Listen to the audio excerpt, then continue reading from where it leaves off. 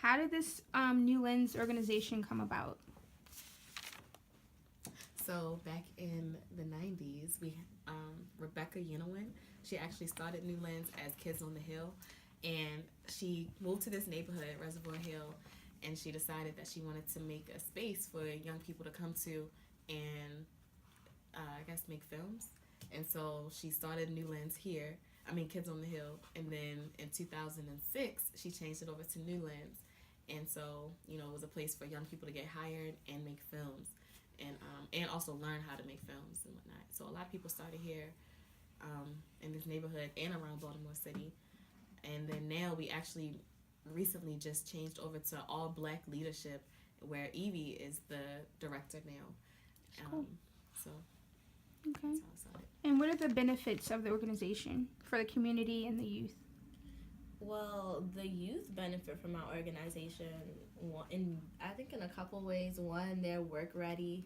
They are learning how to be self-sufficient because we pay them to come. We get grants to pay them like a little stipend a month for working with us, or in the summer time when we host youth works, they'll get paid from the city. But so we create self-sufficiency, career readiness, as even teaching people like resume writing, coming on time for work, working somewhere, period. And then they're also learning a lot about themselves through advocacy, through the different workshops that we do, through our advocacy leader, David, who works with the students there to raise awareness on the social injustices that are happening in our community, to talk about how they can inspire change, to actually create the change that they want to see in the community. I think they're benefiting pretty much from us. And would that be the answer to how you contribute to creating an alternative economy? What do you mean by that? So, removing capitalism so it can be more social equity. To an extent. So one of the things that we're working on right now is a system of cooperative economics where we're working with various different organizations throughout Baltimore on how we can basically rebuild wealth within the black community through systems like cooperative economics and lending a hand whenever we can. That's pretty cool. So, how do you incorporate volunteer work into the Newlands organization? We don't actually do a lot of volunteer work. In what ways are you providing the community with what is needed?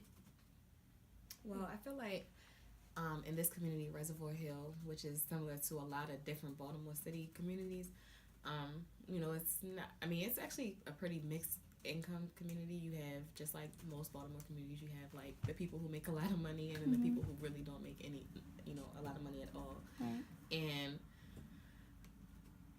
it appeals to young black kids who don't, like, if they go to a Baltimore City public school, most schools don't teach you how to pick up a camera and make your own money through making a documentary or a music video or any other thing that you can do with the film. With a camera. So it gives kids the opportunities to gain a new skill, and they can make money doing it. So it's like after school we have a program for young students, teenagers to come, and they get paid $100 a month to make their own films. Like, I didn't have that opportunity.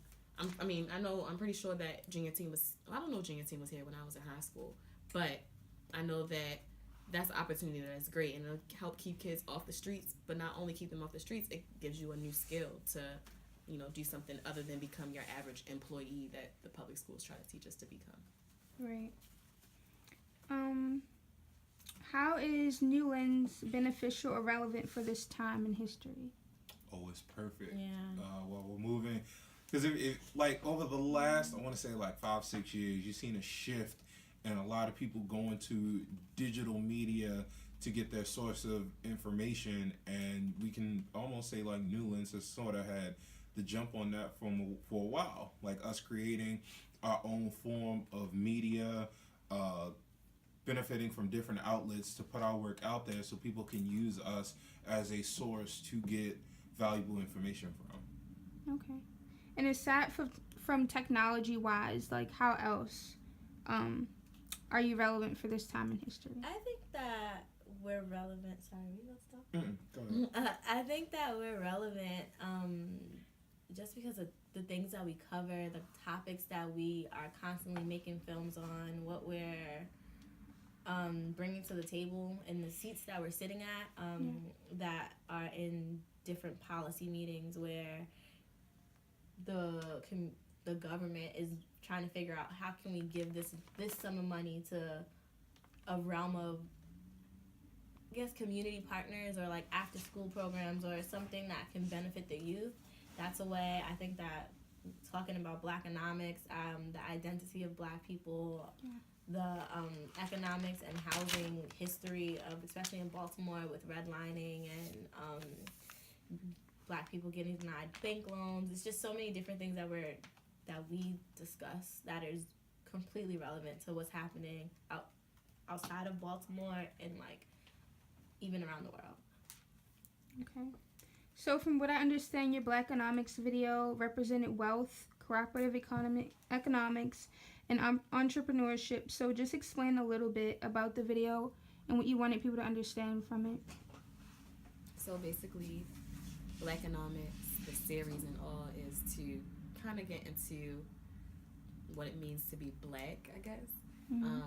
Because we have 3 episodes: identity, economics, and housing. So you're talking about the economics episode. Right. I guess we made that to show the history of economics in the Black community, as well as what needs to be done to enhance our wealth, and the state of wealth right now. And so it was like more so like kind of a history lesson and where we are right now. I don't know if that really answers your Yeah, it question. made sense. So what can we do, or what can your organization do, or have been doing to benefit the economy now, Well, I mean, or help to make your own?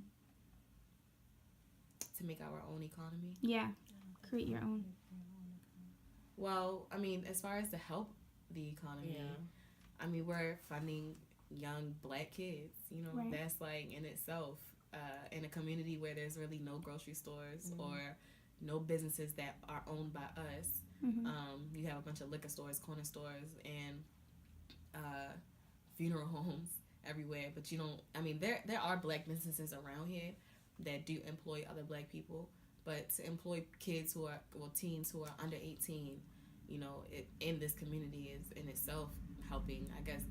You know, it's helping the economy, helping our economy. And we're teaching them a trade. Yeah. So more than teaching them, like them just having a job where we're giving them money, we're teaching them tools that they'll be able to take way beyond being 14 or 15. Maybe we have the next Ava DuVernay here, the next Spike Lee. We could even have the next Martin Luther King or Malcolm X sitting here, because we don't only teach them about creating films or just visually bringing something to life, because the kids that we have this year are really artsy. Like they don't only do film, but we have one guy whose dad owns like an animation company, so he's into graphic designing. We have a girl that's an artist. I'm pretty sure we have some like musicians in our mix too. Daniel's a musician. So he does everything actually. So I think that like us teaching kids to like hone in on their trade or their passion, it doesn't mean that like you have to be an engineer to make a change, or you have to be a poli-sci major to have a voice. We're teaching them that like to be you is enough to go far, and I think that is really gonna stir the pot. Yeah, we talk a lot about social justice issues that go on in the community. So, you know, when these students do become millionaires through whatever trade they get, you know, or they have, they'll have in their mind that, you know, you have to come back and help your community. Even if it's not through money, you know, it's through what you know, and just encouraging other kids who, you know, where you are now. So I think it's like also a humbling experience, because we don't only do film, but we also do advocacy, and we also talk about the issues that we are affected with as Black people. Okay. And